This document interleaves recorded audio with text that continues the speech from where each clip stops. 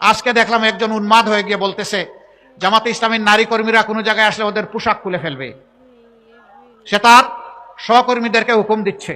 আরেক জায়গায় চাপাই নবাবগঞ্জে মেয়ে হয়ে একজন কথা বলেছে যে ওদের হেজাব এবং নেকাব খুলে ফেলবেন টান দিয়ে, ওদেরকে ধরে পুলিশের হাতে দিয়ে দিবেন। এর নাম গণতন্ত্র? নির্বাচনের আগেই যদি আপনি এটা করেন, নির্বাচনের পরে কি করবেন? একদিকে আপনি মাদের হাতে দিবেন ফ্যামিলি কার্ড, আর পাশাপাশি আপনার প্রতিপক্ষ হলে তার সেই মায়ের গায়ে দিবে আপনি হাত।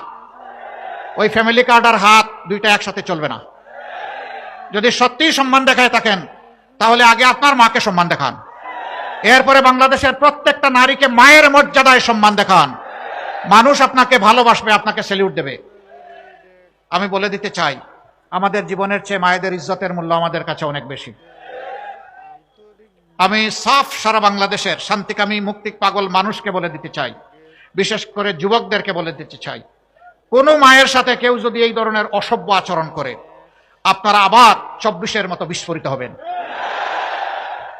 বলবেন জীবন দিব কিন্তু মায়ের মর্যাদা দেব না, কাউকে না মায়ের মর্যাদা নিয়ে টান দিতে দেব না, জীবনের বিনিময়ে হলেও মায়ের মর্যাদা রক্ষা করব।